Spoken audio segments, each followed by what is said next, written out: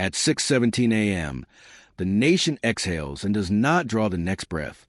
Phones vibrate once across kitchen counters and nightstands, then fall quiet, screens lit without purpose. Traffic lights pause mid-instruction. Green held like a promise nobody can keep. In the control room of a regional power utility, Lena Ortiz watches her dashboard freeze, the cursor blinking as if waiting for permission that never comes. She does not raise her voice. She removes her headset because the hum beneath the floor has changed pitch. Across the city, Marcus Hale steps off a bus that has stopped between stops. The driver shrugs, hands open, apology without words. Marcus feels the cold morning through his coat and realizes a timetable app still shows arrivals that will not happen. He takes a photo of the empty street out of habit, then notices there is no signal to send it. At the Emergency Operations Center downtown, Deputy Director Evelyn Park reads a single line on a secure terminal. Authentication failed. She types again, slower. The cursor blinks back, patient, implacable. Around her, screens flicker into maintenance blue. Radios hiss with static. The room smells faintly of burnt coffee and dust. At 6:24 a.m., news anchors say, outage, and keep their voices even. Graphics lag behind the words. Flights are delayed, not canceled. Markets are monitoring. The careful language spreads like insulation against panic. In grocery aisles, carts roll with a soft rattle as hands reach for water, then bread. No one runs. No one jokes. Lena calls her supervisor on a landline that still works. The call drops mid-sentence. She watches voltage numbers sag, then spike, like a pulse learning a new rhythm. Automatic controls refuse commands. Manual overrides answer with nothing. She writes values on a notepad, ink biting into paper. It feels old and therefore dependable. Marcus walks. The highways are thinning, a river reversing its flow. Billboards glow too brightly, then dim. At a gas station, the card reader spins and spins. The clerk lifts a handle and sets it back down, as if the machine might be offended. Cash changes hands with the care of relics. At 7:02 a.m., Evelyn convenes a briefing that cannot connect. Video tiles refuse to load. She switches to radio, then to paper. The phrase loss of visibility appears on her pad, underlined once. She thinks of the maps that are usually alive, breathing traffic and weather and demand. Now they are flat. The city feels suddenly larger, its edges farther away. Hospitals slide into backup, without ceremony. Elevators slow. Generators begin their patient chant. In a pediatric ward, monitors glow steady and reassuring, while outside the windows the grid flickers like a thought interrupted. Sirens are fewer than usual. It takes time to notice what is missing. By mid-morning, the word cyber enters the air and refuses to leave. It is spoken quietly, as if loudness might give it shape. Lena hears it through a cracked office door and feels the weight settle. She has trained for storms and heat waves and accidents. This feels different. This feels like an argument with an invisible hand. Marcus reaches his office tower and finds the doors locked, a handwritten sign taped at eye level. He stands with others, a small congregation, reading the same words. Someone laughs once, sharp, then stops. Phones are lifted, lowered. A rumor starts and dissolves. The lobby lights flicker, then hold. At 10 a.m., Evelyn authorizes a press statement she cannot transmit. Couriers are discussed, then dismissed. The national clock keeps time, but the systems that obey it do not. She listens to a radio report repeat itself, the same 30 seconds looping, and understands that information is becoming stale faster than it can move. Lunch hours pass without lunch.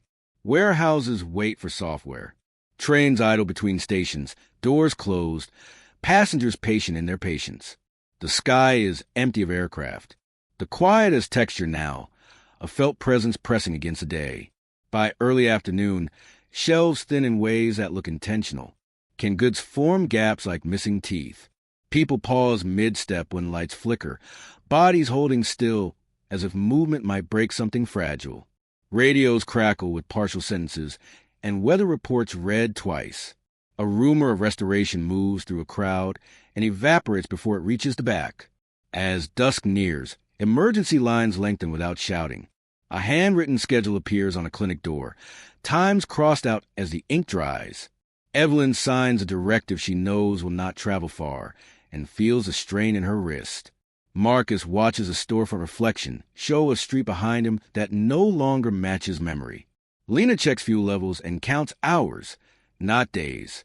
For a moment, cell towers blink alive, then fall dark again. Messages queue and never send. The false hope land harder than the outage itself, and faces turn upward, waiting for a sound that does not come. Lena steps outside at 3:18 p.m. The light has the wrong color. Neighborhoods blink out one by one, not in sequence but in suggestion. She hears a transformer complain, then falls silent. She writes again. Numbers matter when explanations fail. Marcus walks home along an avenue that feels wider than it ever has. Stores pull gates halfway down. A radio from an open window offers a calm voice and no answers. He thinks of dinner, of calling his sister, of the shape of tomorrow. None of these thoughts complete themselves. As evening approaches, Evelyn watches a map with fewer dots than it had this morning. She does not say attack, but she does not say temporary either. When the lights dim across the skyline, she feels the building lean into the dark. Night arrives unevenly. Some streets glow, others vanish. The nation goes quiet without agreeing to it, and in that quiet, each of them senses the same thing. Whatever has begun is listening, and it is not finished. And tomorrow does not promise repair, only deeper silence. Morning returns without relief. The light slips through windows cautiously, as if unsure it is still welcome. At 6:02 a.m., generators hum where birdsong used to live, and the city wakes into a version of itself that feels borrowed. Lena Ortiz is already at her desk, jacket still on, coffee untouched and cold. The control room smells of metal and fatigue. Screens glow with partial data, numbers frozen mid-thought. She listens to the floor, to the vibration that tells her more than charts ever could. Fuel reserves are written in ink now. Ink means limits. Marcus Hale wakes fully dressed on his couch, shoes still on, phone dead beside him. For a moment, he waits for the familiar reflex of checking messages, then remembers. The silence answers before he asks. Outside, footsteps move with caution, as if the pavement itself might give instructions. He opens a window. No sirens, no engines, only a distant generator coughing awake. Across downtown, Evelyn Park watches the morning briefing fail again. Paper maps replace screens. Voices replace dashboards. Authority shrinks to the size of the room. She notes how people stand closer than usual, shoulders nearly touching, as if proximity can substitute for signal. She does not correct them. By 7:30 a.m., water pressure drops in 3 districts. Lena feels it before she hears it, a change in the system's posture, a slackening. Pumping stations miss their cues. Automation waits for commands that never arrive. Manual switches resist like doors swollen with rain. She delegates with precision, her voice steady, conserving calm like fuel. Marcus joins a line at the corner market that stretches without complaint. Shelves are thinner now, gaps deliberate and clean. A clerk counts items aloud, enforcing limits with apology in his eyes. Cash changes hands slowly. Receipts are handwritten, carbon copies smudging fingers.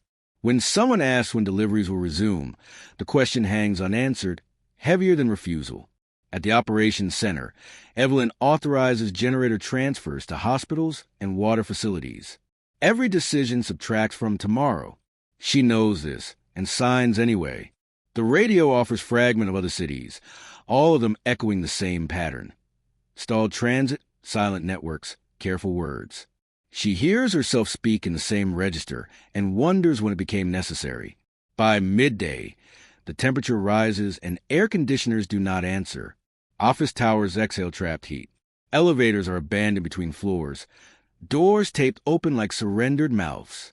Marcus walks stairwells that smell of dust and old paint, counting steps because numbers still obey him. At street level, a military vehicle idles at an intersection, engine low, presence calm and observant. No one approaches it. Lena eats crackers at her desk and watches a frequency spike that should not exist. It appears, disappears, returns.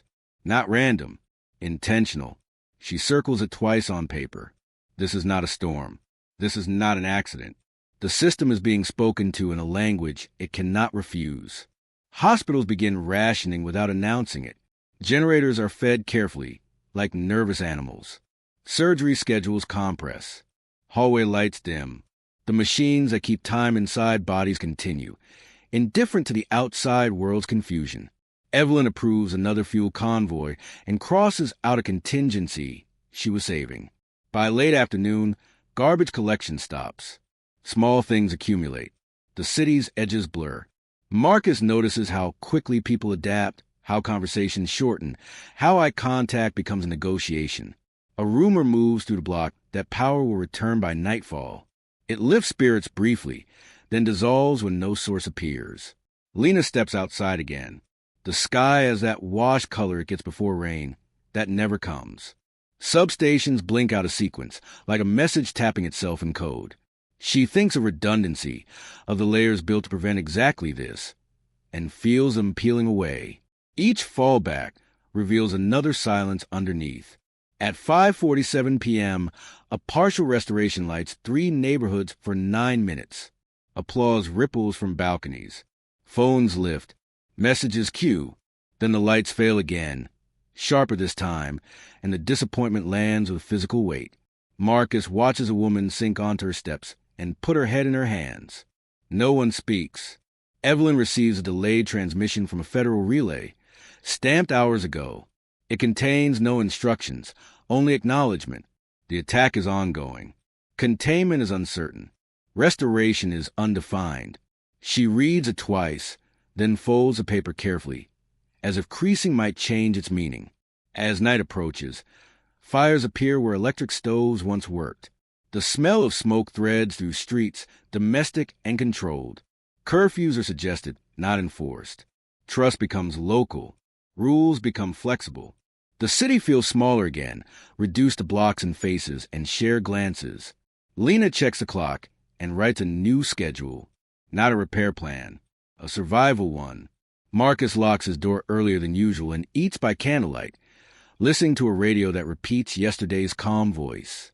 Evelyn stands at a window and watches the skyline dim unevenly, each dark patch of question without an answer. The second night settles heavier than the first. Generators drone. Radios crackle. Somewhere in the system, the same signal pulses again, patient and precise. And as the city adjusts its breathing to a thinner air, each of them understands that whatever is testing the nation now has learned how it responds, and is preparing the next move. Dawn arrives without ceremony, a pale light pressing against windows, as if asking permission. The third morning does not bring news. It brings recognition. People wake already awake, bodies trained by 2 nights of interruption, minds accepting a narrower horizon. The city moves slower, not from fear, but from calculation. Lena Ortiz stands before a wall of paper, where screens once lived. Each sheet holds a system reduced to handwriting, arrows and notes mapping what still responds and what has gone silent. The hum beneath the floor is weaker now, an animal conserving breath. Fuel levels dictate every choice. She speaks less, listens more, and feels a grid like a muscle nearing exhaustion. Marcus Hale steps outside into a street that has learned restraint. Cars sit angled along curbs, not abandoned, just waiting. A neighbor nods and hands him a thermos. An unspoken trade completed without accounting. He notices how easily community forms when distance is enforced by failure rather than policy. At the operations center, Evelyn Park begins the day with a briefing that fits on one table. Fewer people attend. Fewer decisions remain. Authority has thinned into stewardship, the careful passing of limited resources from one hour to the next. She signs her name slowly, aware that ink has become more binding than signal. By mid-morning, the air carries the sound of generators like a second weather system. Hospitals announce revised protocols in clipped tones. Water trucks roll into neighborhoods where pressure has collapsed entirely. Lena watches a pump restart under manual control and feels a brief, sharp pride. It lasts exactly as long as the next alarm. Marcus joined a line at a community center where food is portioned with fairness and fatigue.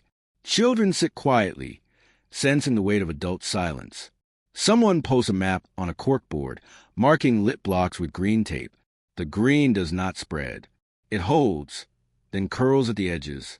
At 11:43 a.m., a broadcast cuts through the static with a clarity that stills rooms. It is brief, careful, and incomplete. The attack is acknowledged. Systems are compromised. Restoration will be phased.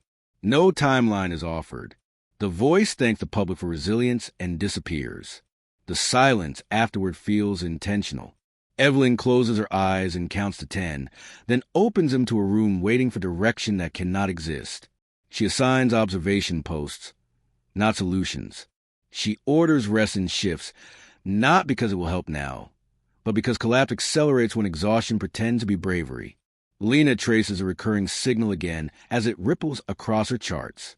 It adapts to every barrier, learning faster than human hands can respond. She understands now that defense is no longer the point. Preservation is. She begins isolating sectors, sacrificing breadth for depth, choosing which parts of the city will dim so others might breathe. By afternoon, the sun feels heavier. Buildings hold heat. Windows open onto streets where conversation has softened into murmurs. Marcus walks past a storefront where a radio repeats the same assurance from hours ago. The words have worn smooth, meaning sanded away by repetition. He turns it off without asking. A convoy passes, slow and deliberate, fuel guarded like currency. People watch without waving. The spectacle has ended. This is logistics now. Survival administered by checklists and trust that must be earned hourly. At 4:09 p.m., a coordinated flicker runs through the grid, more synchronized than before. Lights return across several districts at once.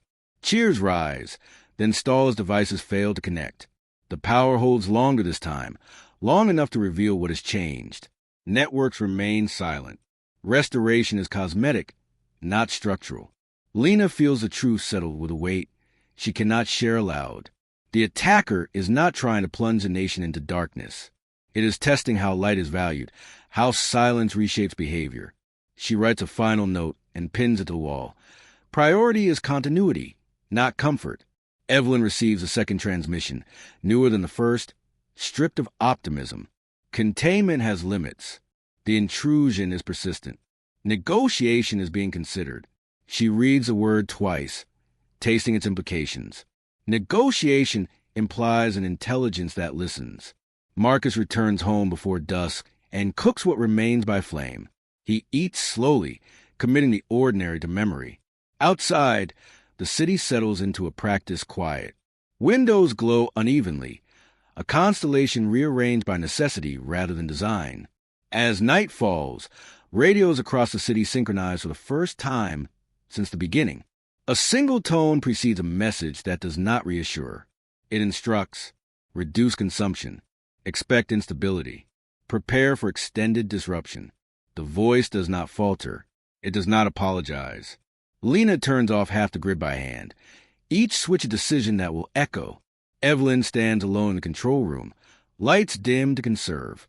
Marcus lies awake, listening to the hum that had become the city's heartbeat. The shift is subtle but undeniable. People stop asking officials for certainty and start asking neighbors for tools. Handwritten signs replace alerts. Schedules are drawn in pencil. The future narrows into manageable spans measured in meals and sleep. Fear does not vanish. It reorganizes, becoming practical. In this adjustment, something old resurfaces, a memory of life before constant connection, when waiting was normal and patience a skill. It is not comfort, but it is function. The city breathes again, shallow and deliberate, learning how to exist inside limits rather than abundance. This adaptation is not victory. It is a pause that feels earned, a fragile plateau between shock and consequence, where every choice made now will decide the shape of the days that follow. No one knows who is listening, only that listening continues tonight. The fourth morning breaks with thinner light, one that reveals rather than comforts. The city has learned its boundaries, and the people inside the move with a practiced economy. What once felt like crisis now feels like climate, a condition to be navigated rather than solved. The central conflict sharpens not in noise, but in choice. Lena Ortiz arrives before the shift change and finds the room altered by habit. Chairs are aligned. Notes are grouped by priority. The grid hum is steady but frail, a long exhale sustained by careful denial. She studies a wall of paper and sees patterns emerging where chaos once ruled. The signal is still there, quieter now, as if listening for reaction. She realizes it is not forcing collapse. It is mapping resilience. Marcus Hale wakes to the sound of conversation outside his window. Not shouting, not celebration, but coordination. Someone is assigning tasks. Someone else is taking notes. He dresses and joins them without asking who is in charge. Leadership has become situational, earned by attention rather than title. He is handed a list and a pen, and the pen feels heavier than his phone ever did. At the operations center, Evelyn Park conducts a briefing that begins with silence. She waits until it settles, until no one fidgets or checks a dead device. Then she speaks plainly. Resources are finite. The adversary is adaptive.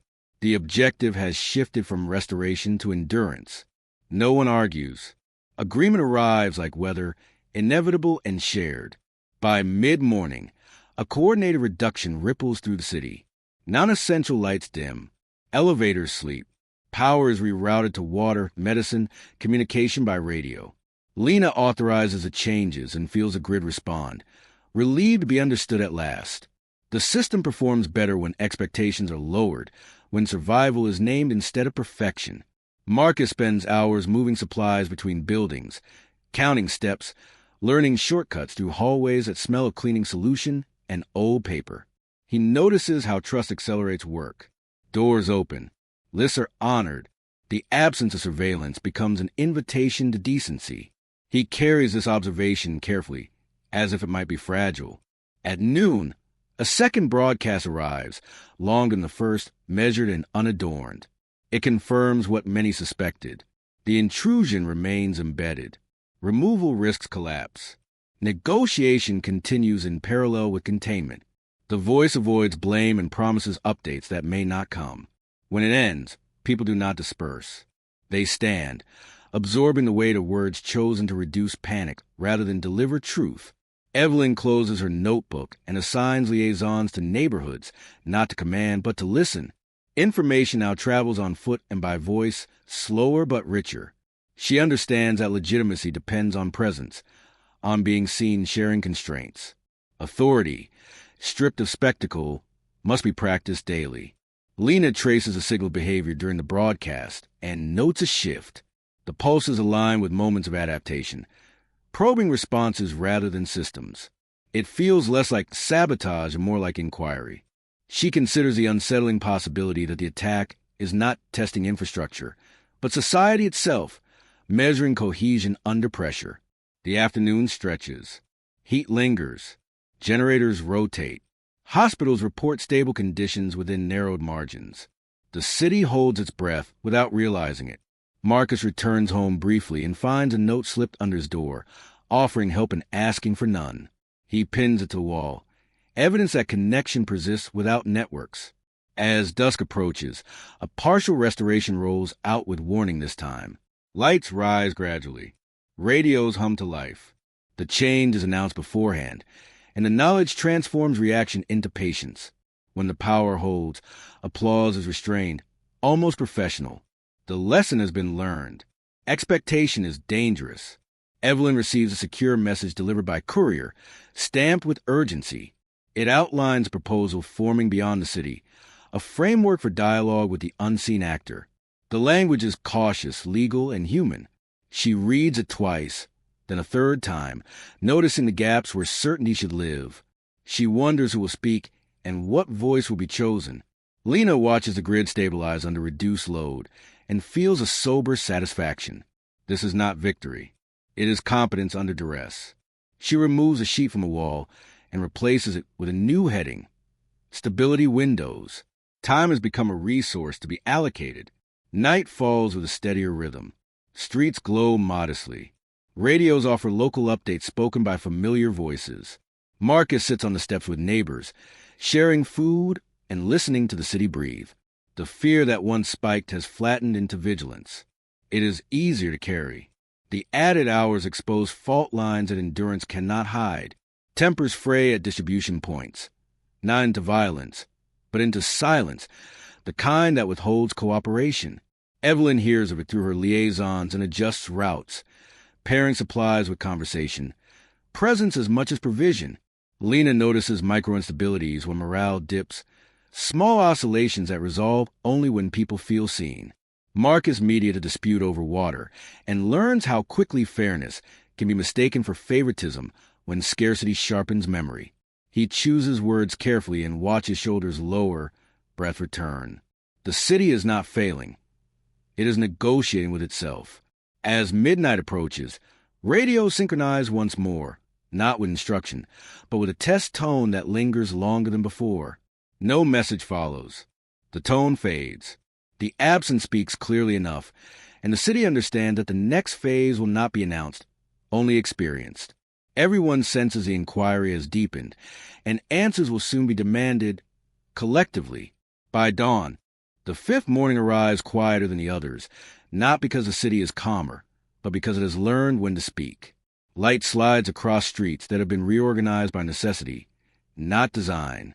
The central conflict has matured from shock into strain. How long adaptation can hold before something essential gives way? Lena Ortiz begins the day by erasing a line she wrote yesterday. It is the first thing she has removed since the attack began. The grid is no longer hemorrhaging. It is constricted, disciplined, alive within narrower rules. She understands now that survival has altered the system's personality. It favors predictability over reach. She adjusts her own thinking to match it. Marcus Hale wakes before dawn, not from noise, but from anticipation. His body has learned the schedule of distribution, the hours when movement matters. He dresses and steps into a hallway that smells faintly of soap and smoke. Neighbors nod without speaking. The quiet between them is no longer empty. It is efficient. At the operations center, Evelyn Park reviews reports compiled by hand, each page bearing a different handwriting, a mosaic of shared responsibility. The data is imperfect, but it is honest. She notes where cooperation is thinning, where patience is wearing translucent. The conflict is no longer between attacker and system, but between endurance and fatigue. By mid-morning, a controlled experiment begins. A sector long kept dark is brought online for a single hour. Lena monitors the response with surgical focus. Load holds. Signals ripple. The intrusive pattern shifts, curious, alert. It reacts to restraint more than abundance. She writes this down, knowing the implication will unsettle people who want simple enemies. Marcus spends the hour helping an elderly couple navigate a suddenly working elevator. They laugh at the novelty, then grow serious as the doors close behind them. When the power drops again, no one protests. The brief taste of ease clarifies what is at stake without inflaming it. Evelyn receives confirmation that talks have progressed. Not a treaty, not a truce, but acknowledgement. The intrusion has a voice, filtered through layers of obfuscation, but undeniably deliberate. It has posed questions disguised as failures, measuring response rather than damage. She understands now that the nation has been placed in a kind of exam, its values observed under constraint. At noon, a broadcast interrupts the city's routine. It is different this time. Two voices share the air, one familiar, one translated, both careful. The message is sparse. Systems will not be restored to previous levels soon. The attack will not escalate if conditions are met. Cooperation, transparency, restraint. The words feel provisional, like scaffolding erected around a fragile truth. The city listens without reaction. Applause would be premature. Anger would waste energy. What settles instead is a sober recalibration. The conflict sharpens, whether to accept a diminished normal in exchange for stability, or to push for restoration and risk collapse. Lena feels the weight of the choice in the grid's hum.